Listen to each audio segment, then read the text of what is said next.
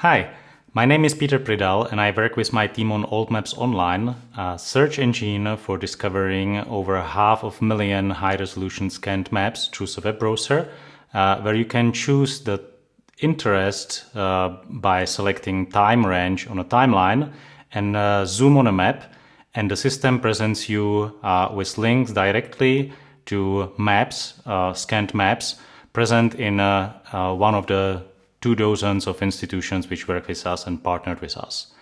On this presentation, I would like to speak a bit about the georeferencer.com service which we developed, and which has a function to open any IIIF enabled map, scanned map, if you know the link. And it has also a function to install a Chrome extension or Firefox extension in your web browser. So if you have the browser installed in your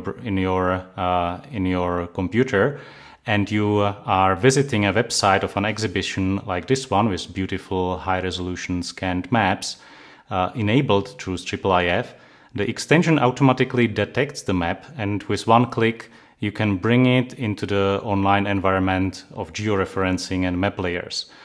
Similarly, you can drag and drop the manifest link, which is present in many of the websites, into this page, and then the map is loaded including the metadata.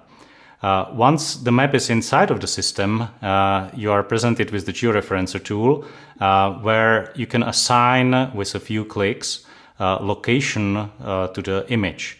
So your task is basically to find the same place on a modern map and on an old map. And once you do this for at least 3 control points, it automatically suggests the additional control points for corrections. You can also type the ground control points with coordinates in numbers, and if you have enough of the points, the map immediately appears on the right location in this overlay mode, where if you see an error, a place which should be somewhere else, like this Madagascar coast, you can do perfect corrections and precisely locate the map to the right place. The tool also gives you information about the precision of the coordinates, the transformation method, and allows you to clip the borders to remove the color around the real map or identify a place where multiple maps are stored.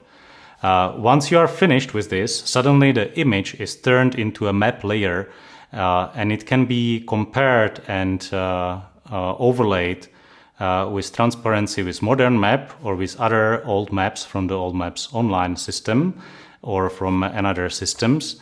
And you can present this in an interface like this one, where the maps are not deformed, but you see the same location on multiple documents. You can share the link to the selection of the maps and the tool you have selected with your friends, or embed the map in your website or blog post. The map is also turned into a mapping service for GIS users, so you get WMTS service, the mapping service, and for programmers links to XYZ for usage in leaflet and other mashups. This is what we do for individual maps, but we also support gamification of this whole process, so institutions can launch on a crowdsourcing pilot to ask the online visitors on their website to enrich the scanned maps with the location information, enrich the metadata catalog which they have with a special quality control on top of the crowdsourcing, and enable geographical search on top of your own collection. We give you a set of widgets for visualizing the maps, or also something like a small OldMapsOnline for searching directly in your collection.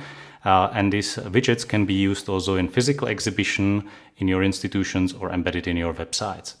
There are many institutions all over the world which work with us, and the system is quite stable, so within a couple of weeks you can have your own pilot and start to enrich the scanned maps with the location information with these cool tools.